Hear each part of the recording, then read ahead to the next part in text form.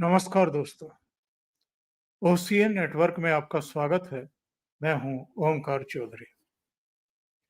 इस देश में कितनी घटिया स्तर की राजनीति हो रही है, आप बस एक घटना से अंदाजा लगाइए। भास्कर में एक खबर छपती है 28 मई को और उसके कई संस्करणों में इसे प्रकाशित किया जाता है। खबर क्या थी? खबर ये है कि लोकसभा सांसद रोज 15 से 20 किलोमीटर, मंत्री हफ्ते में 2 दिन 20 से 25 किलोमीटर पदयात्रा करेंगे। फिर हेडलाइन बनाई गई, मोदी 30 की वर्षगांठ, घर घर सिंदूर पहुंचाएगी भाजपा। 9 जून से 1 माह तक चलेगा अभियान। ये खबर पूरी तरीके से फेक थी, फर्जी थी। और इसमें कहा क्या गया है? इसमें किसी नेता का नाम नहीं है, भारतीय जनता पार्टी के किसी प्रवक्ता का नाम नहीं, किसी मंत्री का नाम नहीं। ये कहा गया कि बीजेपी के एक अ, वरिष्ठ नेता ने ये जानकारी दी है कि 9 जून से घर-घर महिलाओं को सिंदूर भेंट किया जाएगा। उसका कोई खुलासा नहीं है कि कौन-सा वरिष्ठ नेता है। और जब फर्जी खबरें चलाई जाती है, तो वो ऐसे ही होती है। इसका फैक्ट चेक किया गया और ये पूरी तरीके से फर्जी पाई गई।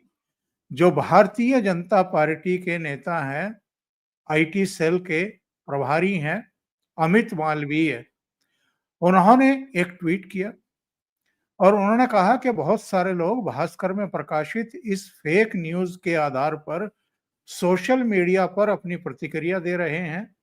लेकिन हद तो तब हो गई जब पश्चिम बंगाल की मुख्यमंत्री एक अधिकृत सरकारी मंच से एक ट्रोल की तरह इस आधारहीन खबर को लेकर राजनीति करने लगी। ममता बनर्जी को अपने प्रदेश की बदहाली की चिंता करनी चाहिए और देश की सुरक्षा जैसे संवेदनशील मुद्दों पर बेतुकी बयानबाजी नहीं करनी चाहिए। पश्चिम बंगाल सांप्रदायिकता की आग में जल रहा है, महिलाएं सुरक्षित नहीं हैं, बेरोजगारों के पास रोजगार नहीं है। ये ममता बनर्जी की प्राथमिकताएं होनी चाहिए। कांग्रेस के प्रवक्ता हल्के लोग हैं, उनसे बेहतर की अपेक्षा करना भी उचित नहीं है। मेरे विचार से जिस समय ये खबर प्रकाशित हुई, उसी समय अमित मालवीय या भारतीय जनता पार्टी के किसी सीनियर मोस्ट नेता को इस पर अपनी प्रतिक्रिया दे देनी चाहिए थी। वरना जो हुआ उसके लिए बहुत हद तक भारतीय जनता पार्टी की जो ये स्पष्टीकरण देने की गति है, उसकी वजह से भी ये बवाल शुरू हुआ। अब आप ये देखिए कि ममता बनर्जी जैसी सीनियर नेता, एक राज्य की मुख्यमंत्री, वो किस तरीके की लैंग्वेज का प्रयोग कर रही थी इस फेक न्यूज़ पर। ये द वायर की हेडलाइन है। इसमें कहा गया कि ऑपरेशन सिंदूर के साथ हो रही राजनीतिक होली, मोदी अपनी पत्नी को सिंदूर क्यों नहीं देते? ममता, यानी खबर फेक है। और ममता बनर्जी ने प्रधानमंत्री नरेंद्र मोदी पर निचले स्तर का आक्रमण करना शुरू कर दिया और उनकी पत्नी तक पहुंच गई। इससे आप थोड़ा अंदाजा लग इस खबर का विस्तार आप देखें।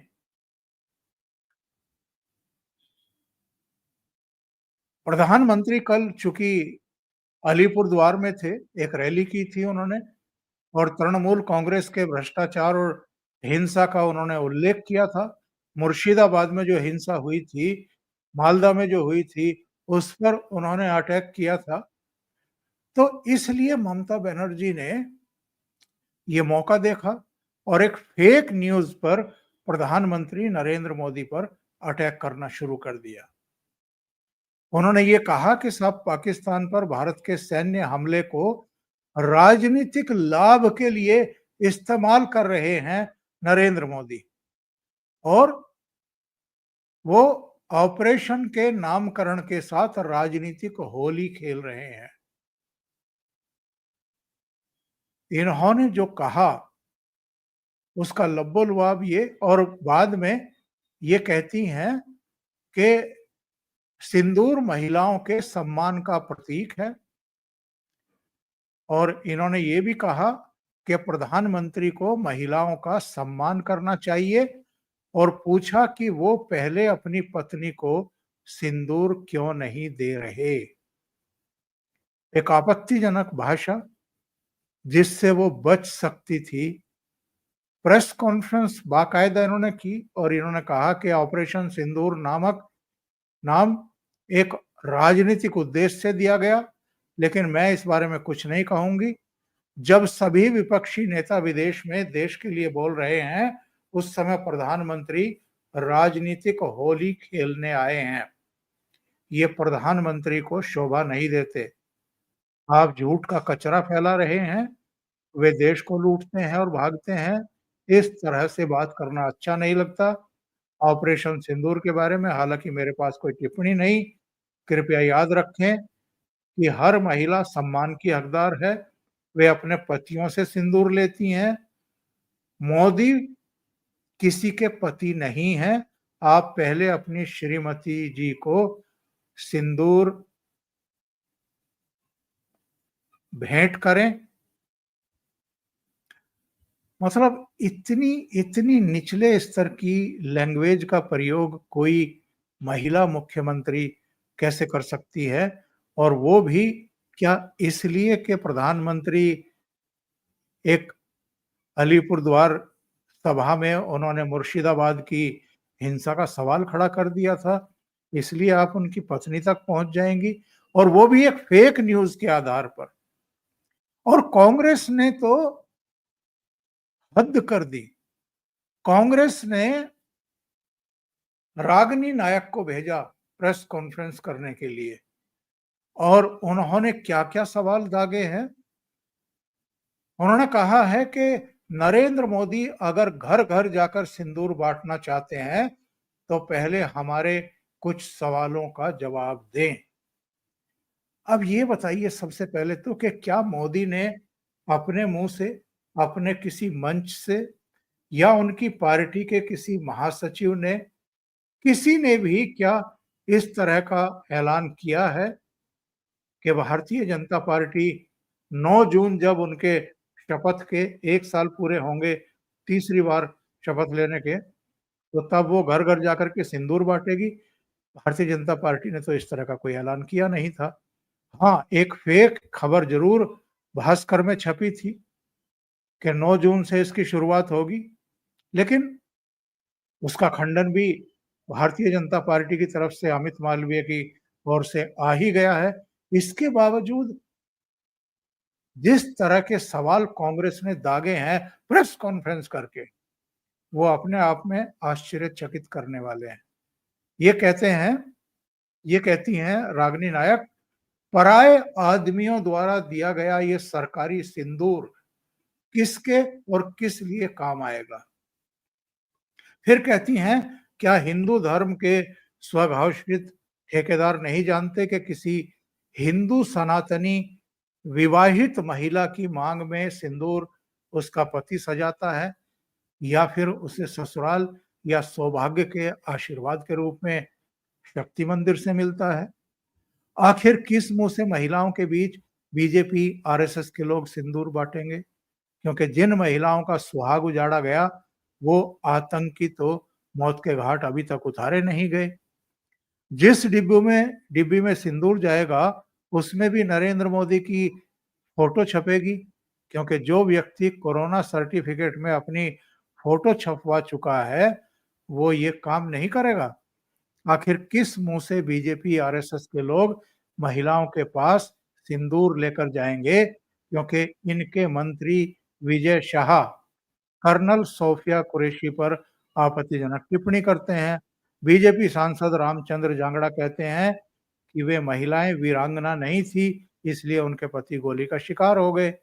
ये फ़हरिस्त अंतहीन है, लेकिन जब तक ऐसे नेताओं को बीजेपी अपनी पार्टी से नहीं निकालती, तब तक बीजेपी को अपनी नाक चुल्लू भर पानी में डालकर रखनी चाहिए। ये पूरा जो फर्जीवाड़ा एक अखबार की खबर से शुरू हुआ, उसके बाद ये लोग किस तरह की निचले स्तर की बयानबाजी पर उतर आए और जो प्रधानमंत्री नरेंद्र मोदी पर यहाँ तक कि उनकी पत्नी को भी इस पूरे मामले में घसीट लाए, एक फेक न्यूज़ के आधार पर। आप अंदाज़ा लगाइए कि देश की राजनीति का स्तर क्या हो गया है और ये लोग विमर्श को किस स्तर पर लेकर के गए हैं और ये अटैक क्यों हो रहे हैं प्रधानमंत्री नरेंद्र मोदी पर? क्योंकि जब से ये ऑपरेशन सिंदूर हुआ है, जब से पाकिस्तान में 9 आतंकी ठिकानों को जैश, लश्कर और हिजबुल के हेडक्वार्टर्स को नेस्तनाबूद किया गया है, जब से उनके 9 एयरबेस और 2 दूसरे संवेदनशील ठिकानों पर तबाही की इबारत लिखी गई है, उनके रडार ध्वस्त कर दिए गए, उनके एयर डिफेंस सिस्टम फेल कर दिए गए, जाम कर दिए गए, तब से प्रधानमंत्री नरेंद्र मोदी की जो लोकप्रियता है वो एक अलग ही स्तर पर है।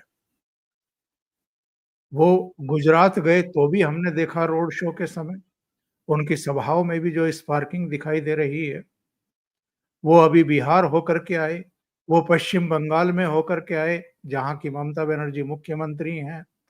हर जगह लोग उनके प्रति कृतज्ञ दिखाई दे रहे हैं कि पहलगाम में जो जेनोसाइड हुआ, महिलाओं के सामने उनके पतियों की हत्या की गई, उनका सुहाग उजाड़ा गया, उसका प्रधानमंत्री नरेंद्र मोदी और हमारे देश की सेनाओं ने ठीक तरीके से बदला लिया है और आगे के लिए भी चेता दिया है कि अगर इस तरह की हरकतें होती हैं, तो हम इसको युद्ध की तरह ही लेंगे और ऐसे ही उनको सबक सिखाएँगे। तो इनको लगता है कि ये जो घटना घटी थी पहलगाम में, इसके बाद जो प्रतिकार हुआ है भारत की तरफ से और प्रधानमंत्री नरेंद्र मोदी की जो एक साख में और वृद्धि हुई है, इसका राजनीतिक खामियाजा इन लोगों को भुगतना पड़ेगा। और ऐसा ये कोई मौका नहीं चूक रहे हैं, चाहे फर्जी खबर ही आ गई हो किसी अखबार में, कि ये प्रधानमंत्री की छवि को खराब करें। और इसीलिए सिंदूर पर इतने निम्न स्तर की राजनीति ये लोग करने पर आमादा दिखाई दे। अभी के लिए इतना ही। बहुत-बहुत धन्यवाद। अगर आपको ये चैनल और इसके कंटेंट पसंद आ रहे हैं, तो लाइक करें, कमेंट करें, वीडियो को शेयर भी करें। अभी तक अगर आपने ये चैनल सब्सक्राइब नहीं किया है, तो सब्सक्राइब कर लें और साथ में लगे बेल आइकॉन को दबा दें, ताकि आगे आने वाले वीडियो और उनके नोटिफ़िकेशन आप तक पहुँचते रहें। बहुत-बहुत धन्यवाद।